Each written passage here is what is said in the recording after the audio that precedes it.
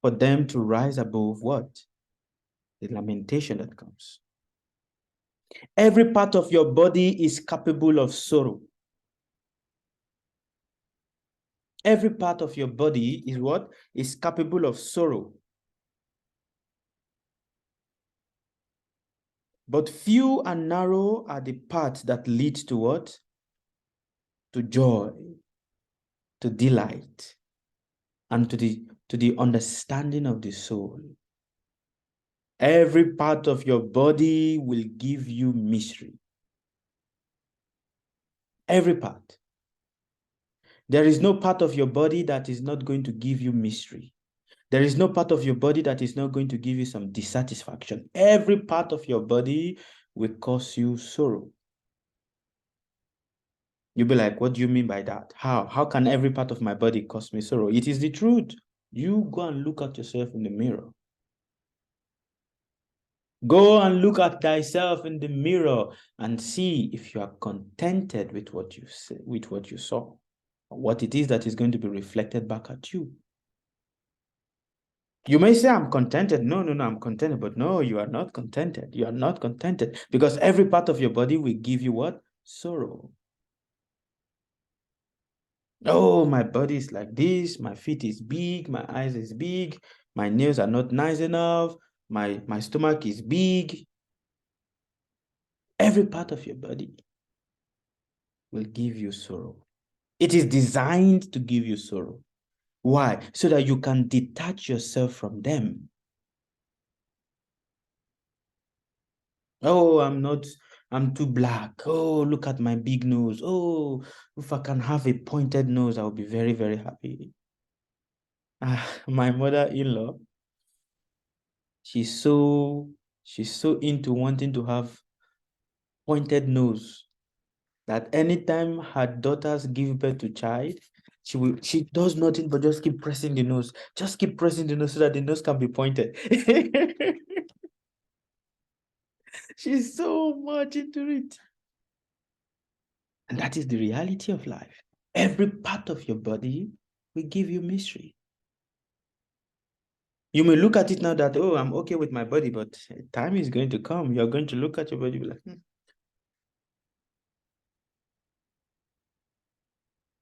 Why? Because that is the nature.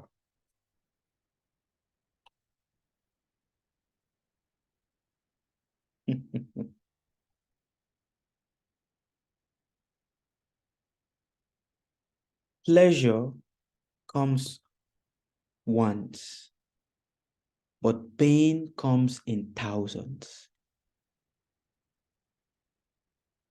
Do you understand?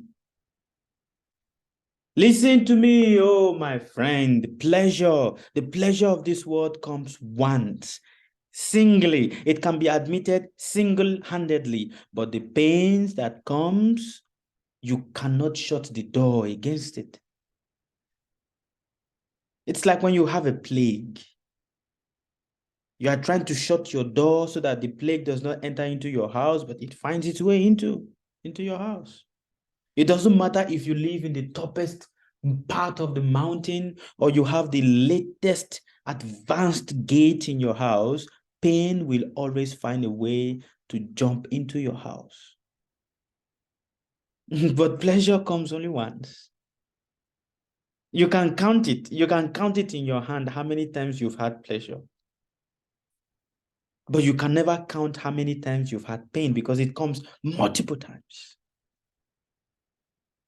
The pain of the mind, the pain of the body, the pain of emotion, the pain of love, the pain of finance, the pain of children, the pain of death, the pain of sickness. You can't count it.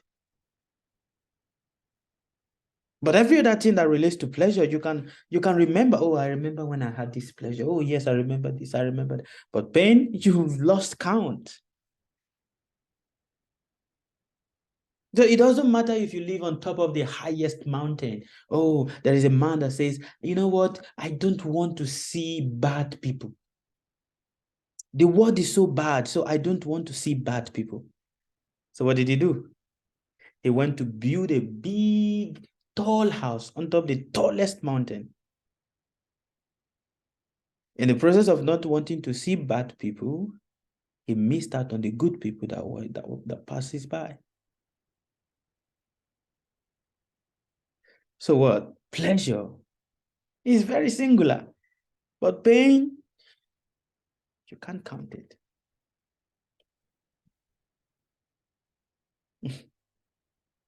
We are enslaved by the anguish of our own mind, me and you.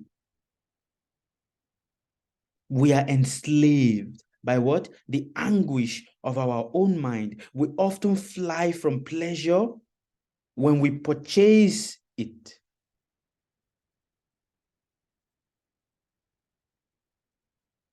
Because it doesn't want it. Reflect, oh my brothers, oh my sisters, reflect on all I am telling you right now. Reflect and see how misery is your bosom friend. Misery has been part of you from the moment you were born. It has been your closest ally from the minute you were born, the minute you started shouting, from that you came out of your mother's womb, you started taking your first step, you started taking your first breath. You've been in close relationship with misery.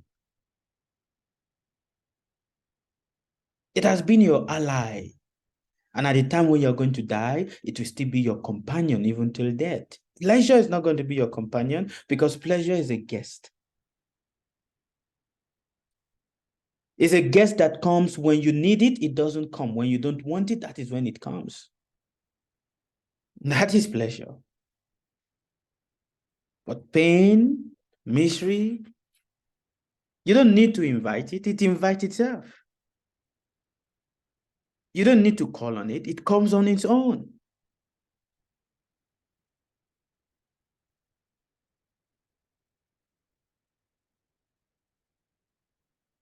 A person that gives birth to a man hideth her face.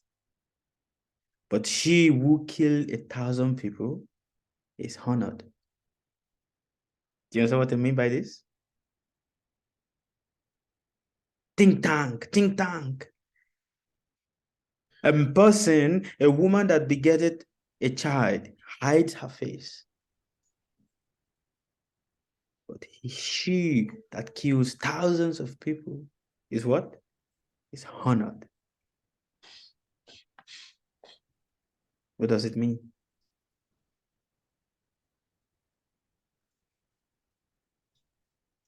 How can a person that gives birth to a child hide her face? And how can a person that kills thousands of people is honored?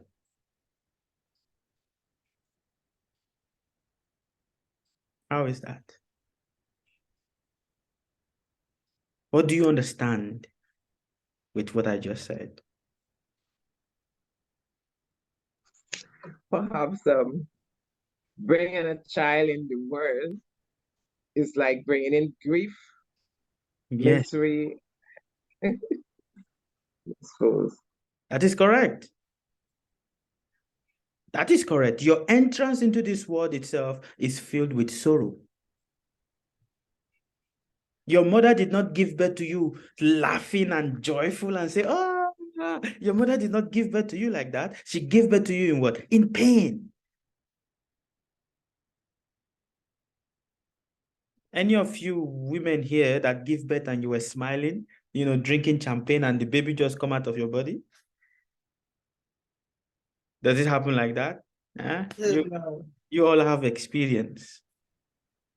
It came out with you screaming at the top of your lung, enjoying thousands of millions of pains and all of that. But still, the baby is born. So your entrance into this earth, your first qualification to be a human being is what? Misery. Because the first thing you were born with was what? Misery. It doesn't matter if you're born to a rich person or to a poor person, it's misery.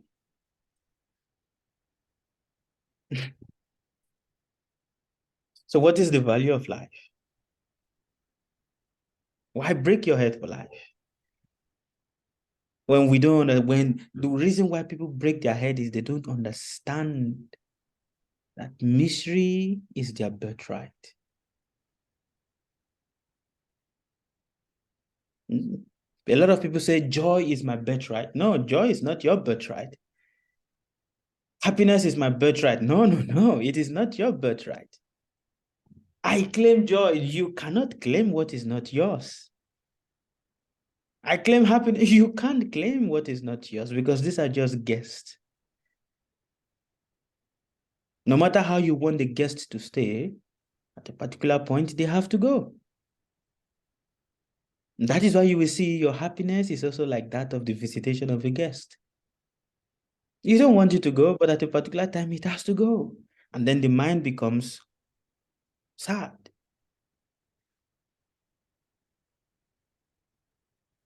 But when that guest of happiness is there, you're like, oh, yeah, everything is good. Yeah, yeah, yeah, yeah. But it has to go.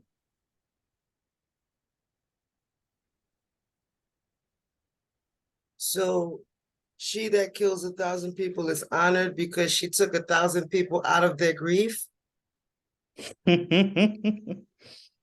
Yes. Okay. Yes. She took 1,000 people out of their grief. Do people honor you because you give birth to a child? But you go and kill somebody right now, you become famous.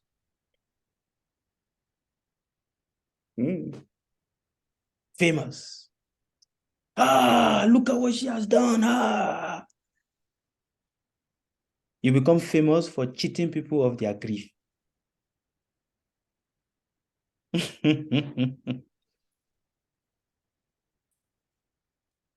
And that is why I said in the beginning, there is but one way for a man to be created, but there are millions of ways for him to be destroyed.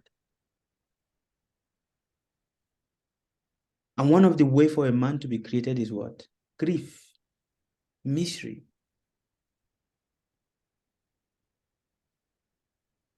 There is no one that says I'm a successful person without not passing through the school of what? Misery. Even all of you here, in your different places that you are, in your different circumstances that you are right now, did you just get there strolling into it? Was it like a backyard walk? You just like left your room and then you are, boom, you are there? Misery, pain, sadness. These are all the paths that you passed to be where you are right now. Even though you are still where you are right now, you are still passing through that path of misery, pain, sadness. So listen to the voice of prudence. Listen to the voice of prudence, for this will help you to put sorrow behind you.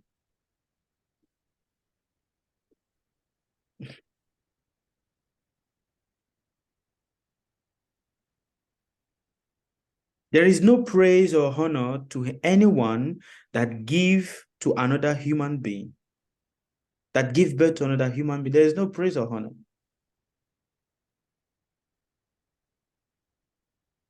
Do you hear what I said? Giving birth, there is no praise or honor in that. But there is triumph, and empires are built under what? As a reward of what? Murder. As a reward of death. Yes. Is there any empire that is that was built without no death? There is no empire. Is there any country that was formed without no death? There is none. But this is why. Why is this so? Because misery is the companion of every man. Misery. Feeble is your mind. Oh man. Listen, oh man, your mind is feeble. It is very feeble. It is like that of a child running left, right, center, want to touch everything. This is the state of your mind. Frail and inconsistent is your art of pleasure. Yet, there is a thing in which you are strong and unshaken. And what is that called? Misery.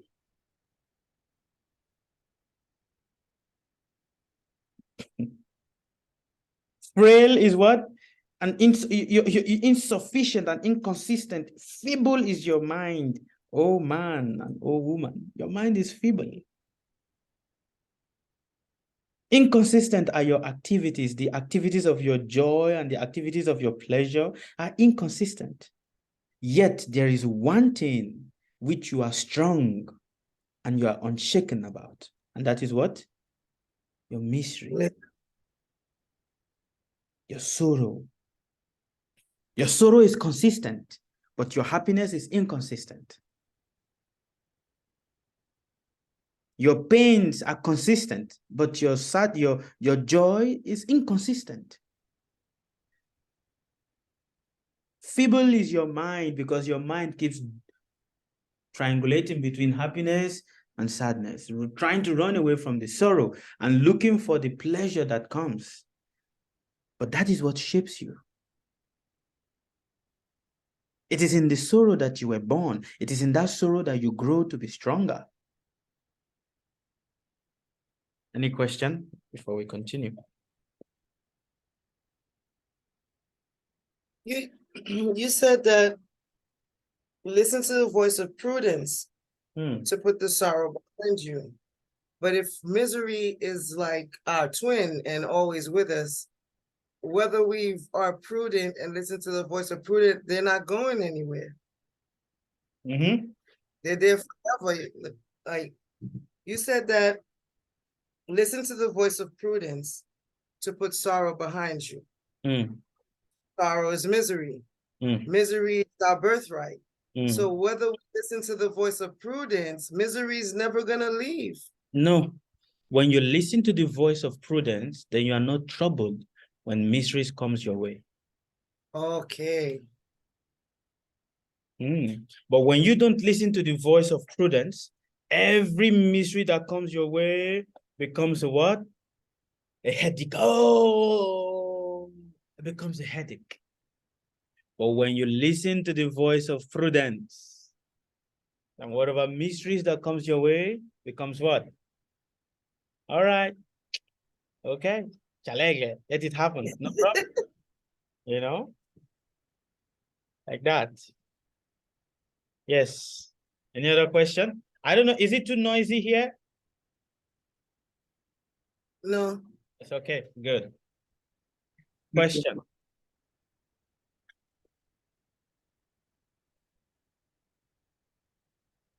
No question?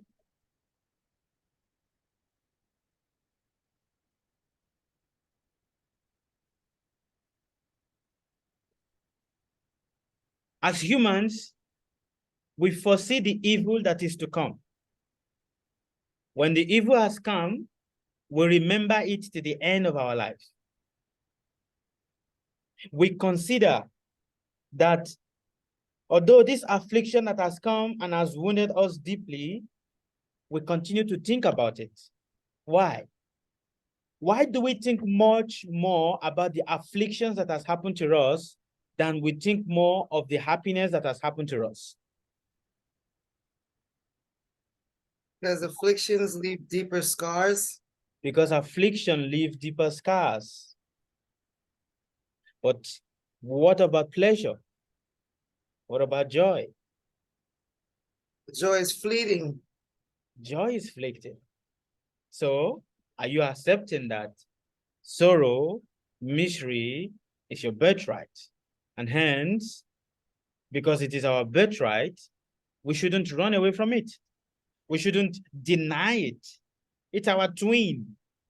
So long as you are human, you have a shadow. Similarly, also you have, just like I'm right here now, there is a shadow behind me. That shadow is my misery. That shadow there, That is where lay my fear, my inconsistency, everything that you don't know about me. That is where it lays there. But in that shadow, in that mystery, when it is not being, rejected, but rather accepted, then it transforms me to a phoenix that now can transform to a dove. But when you run away from your mystery, when you run away from your pain, you're doing nothing but making your life more miserable. Do you understand? A lot of us, we have mysteries in our life. It can be in our relationship life. It can be in our personal life. It can be in our financial life. It can be even in our health. There is one mystery or the other. There is one pain or the other. There is one dissatisfaction or the other. There is one sorrow or the other. But when you can change the lens of your eyes, when you can change the lens that you're using to look at this mystery, and you see it for what it is, then it no longer troubles you, neither does it have control over you, but you live in unison, in harmony with it. It does its thing, and you do your thing. And at the end of the day, everybody is happy. But this is difficult for people to understand. Why is it difficult for people to understand? Why? Yes, Mrs. Winifred. Why is it difficult for people to understand? I think because the endurance of it all, is not something that we like to go through, It brings us discomfort. And because it brings us discomfort, we don't like that period of challenges or the mystery, whatever we're going through. It brings us emotional pain and hurt. And so we remember it's something that is long lasting. So learning how to deal with the pain will make that experience perhaps a little bit more endurable, Yes. that we can live with it, but Yes. it's not, the pains that we experience is not easily forgotten, So I figure. Yes, you're correct. Okay. You're correct. Okay. Okay. Thank you. What about you, Huma?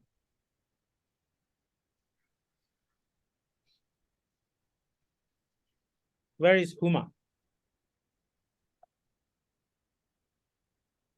Is she in school? Huma, are you here? Mr. Razak?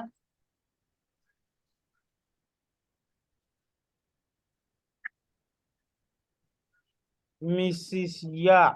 Yes, I'm here. I'm Okay. here. Yes, tell me. Yeah. Did you hear anything? Yes, the pain associated with it is too much that we try to, we don't want even to think about it because it hits us so hard. Yes. Yes, thank you. Thank you very much. What about you, Mrs. Ya?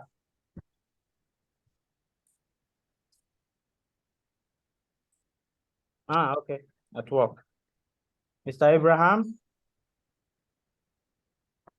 For me, I think we have not discovered ourselves yet. That's why.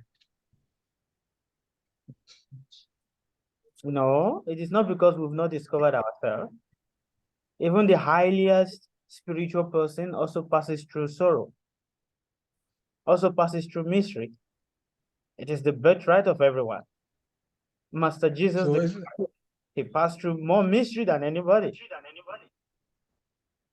Prophet Muhammad sallallahu alaihi wasallam, he passed through more mystery than anybody. Anyone that follows the path of certain principle passes through more mystery than anybody. It is read. It is said in the book of in the book of history in the Bible that the apostles of Master Jesus, were all crucified. Some of them were burned. Why is it that when you start embarking on the path of self-realization, that is when your miseries become more increased? This is the question. Why? Why is it that to test you to see if in all actuality you are going through self-realization? No, misery is not to test you. It is not how much you can deal with. Here is the word jugglery that people use to convince themselves to give themselves a certain solace. God is testing me. That is why I'm passing through this thing. God is not testing you. Oh, God is testing me. God, why are you testing me like this? A lot of people will say this to you. God is testing you. That is why, oh, it's your test. Just, tolerate the test. But that is not a test. Is that a qualification of being tested by God? No. It isn't. But why do you have to pass through? It's something that is there for us to pass through. But why does it become more heightened when you start following or when you start embarking on the journey to realize yourself?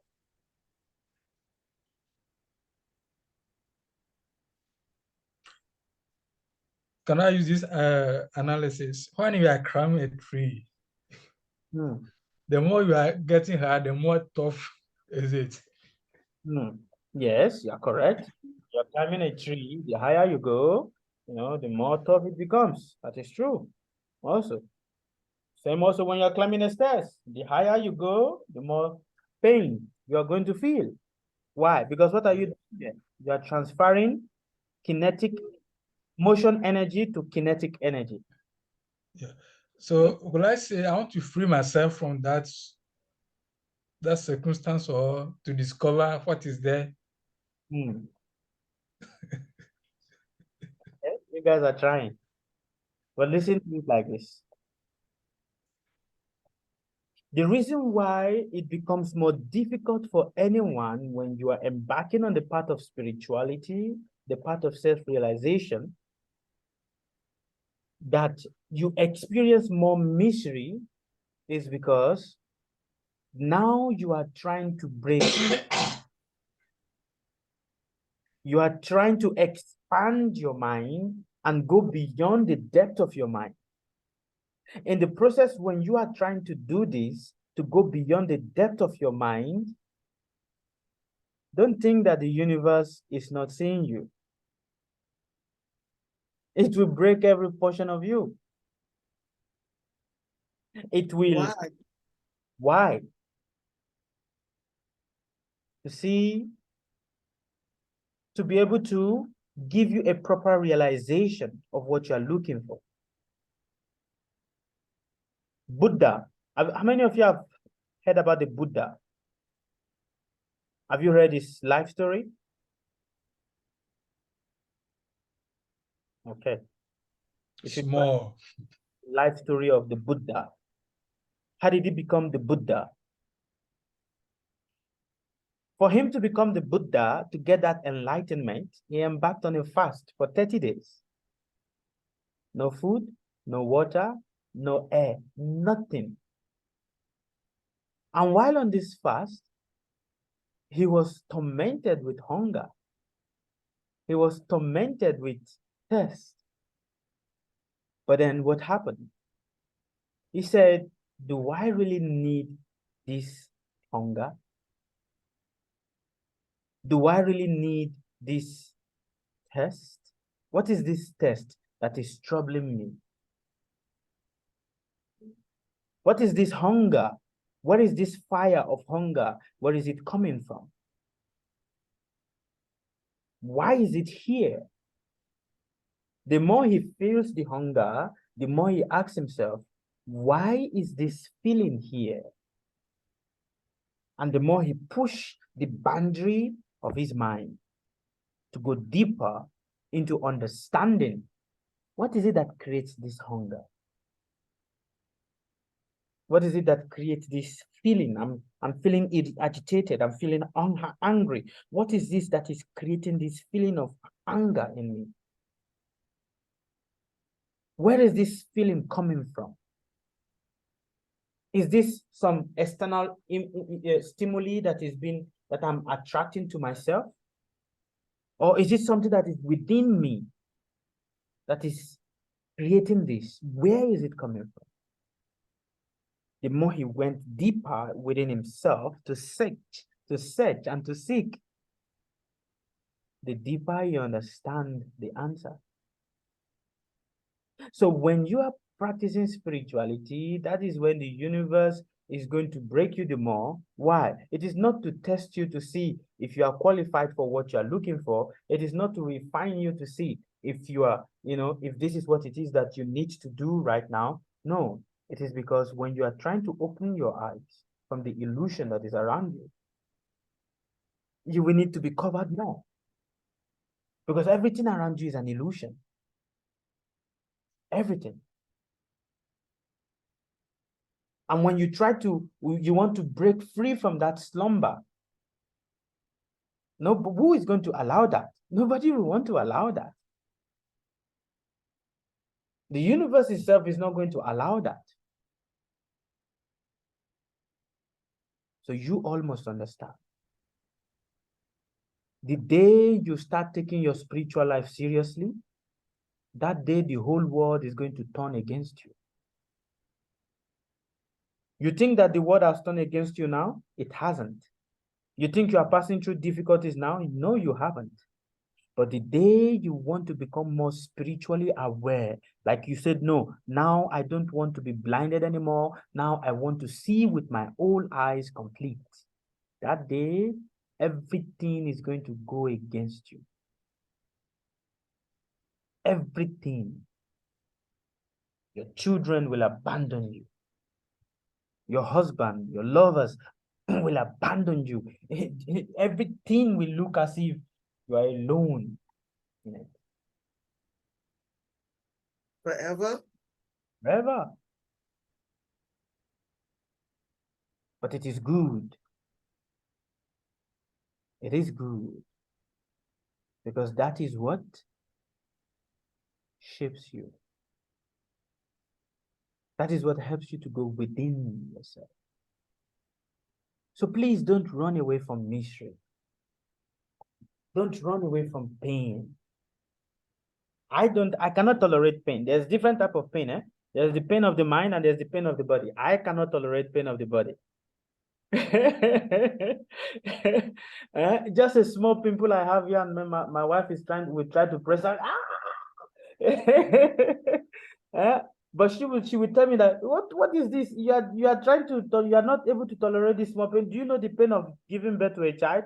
I tolerated that pain, my friend. So you should be able to tolerate this kind of pain. But this is the reality. And from her, I learned. Everyone's pain is different. A small boil on my face, when it's being pressed, like, oh, wow. But to some other person, this is nothing compared to the pain that they have endured in their life. So every one of you that is here, you're all passing through one pain or the other. There's the mental pain, which is when people say something to you, how it affects you, how you allow it to affect you. Oh, this person said this to me. Oh, those pain. It is part of the human, it is part of your inheritance, but of course, yes. But when you apply prudence, then you will not be disturbed. You understand? This is epic. We've not said anything so far.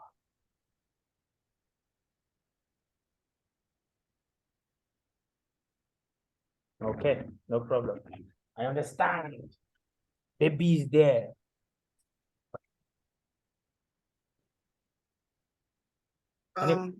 Yes, go ahead. You said prudence helps you with the pain of the mind. How about the pain of the body? The pain of the body. No, prudence doesn't help you in that. Prudence doesn't help. What does? Discipline. Say again. I can't hear you. Discipline. Oh. Prudence doesn't help you with the pain of the body. It's discipline that helps you with the pain of the body. Discipline. And this is what each and every one of us will lack. How disciplined are you? How many of you wakes up at 3 a.m. every day? Okay, very good.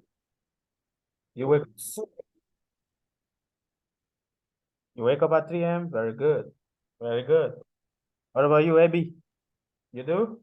You do? At 3 a.m.? Yes, I wake up at 3 a.m. Very good. Okay. What about you, Huma? What time do you wake up?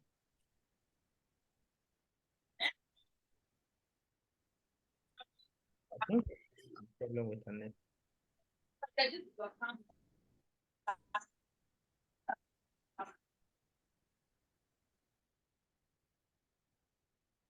So waking up at 3 a.m. is what you should apply to yourself. You must make it a must. Discipline yourself to wake up at this time. Start your day from this time. Not like you wake up and then you go back to bed. No. Wake up. Stay awake. You'll be like, oh, but my body is going to be tired. You're not going to be. Yeah, you may doze, but your mind will be active. It will be alert. Start your day like this. Condemn not the judgment of another person. Don't think that your judgment is better than the judgment of another person. Condemn not the judgment of another person, because it is different from your own. Don't condemn it. Neither should you even see the error in that judgment. Your duty is to be humbler than the blade of grass. What does it mean to be humbler than the blade of grass? What does it mean? Be humble. More humble than the blade of grass. If someone step on you, you will never mind. You just get up and then move on. Easy to say, right? Yeah, I do now. I do. For us to be able to be more humble than a blade of grass. That discipline starts with what you say from your mouth, what you put into your body system. When you are cautious of what you eat, and you are more mindful of what enters into your body, you are mindful of how you sleep, you are mindful of what you read, then you will be cautious of how you talk. But if you don't have discipline over this, it becomes difficult for you to be mindful of how you talk. Right? Each and every one of us, we inherit certain things from our parents. Inheritance is not just about the money factor that the parents have given to us. There's also subtle inheritance. You can inherit your parents' curse. You inherit your parents' behavior. We see some people, when their parents are alive, their life is okay. But the moment their parents died, their life becomes more miserable. And then there are some people that when their parents are alive, their life is not okay. But when the parents died, their life just becomes very, very wonderful. What is it that they have inherited? What is it that you have inherited from your parents? Find out next week in our Friday class. We're going to be talking about this. Okay? All right. Any question? Else I'll have to leave you guys. I don't want to hold you guys too much here with me. Any question for me? You Below said always wake up at 3 to start your day. 3. What time to go to sleep? To go to sleep by 9 o'clock. Thank you. By 9. Any other thing you do after 9 is irrelevant. It's irrelevant. If you can give a discipline to yourself, well, I know it may be difficult for some people that have children, but if you can discipline yourself, maximum 10 o'clock. Staying awake to 2, 3, or to 12, 11. No. No. Your body don't need 8 hours of sleep. Your body needs only 6 hours. Only. Any additional sleep, it's a problem to the body. Yes. Yes. So try, make it a must, not try. Should make it a must. Sleep. Don't attend to any call after 9 o'clock. Any call that comes your way after 9, don't attend to it. Even if it is the president that is calling you. You can choose, but don't attend to it.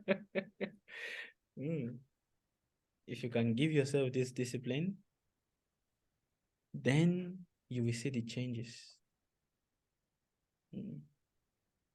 We see big changes. Like me, my husband will call me maybe by 10, and if I didn't pick up, he will get scared because there's no one else at home. He will think something has happened with me or the children. So I don't know how to do that. Well, you are exempted. You are still, the children are still very young. So you can see how to manage yourself. But try. When you go to bed early, you wake up early, you are more productive. The mind is more productive. So please give it a try. All right. I'm going to send you guys a few notes that I want you guys to reflect upon. And I think every day I will be sending you guys some notes. I was supposed to be doing that, but I have been busy with trying to travel and all of that. So I'll be sending you guys, and then you listen to it, and I'll be asking questions also. All right? Yes. Have a wonderful day, and see you. Bye-bye. Bye, sir. Thank you.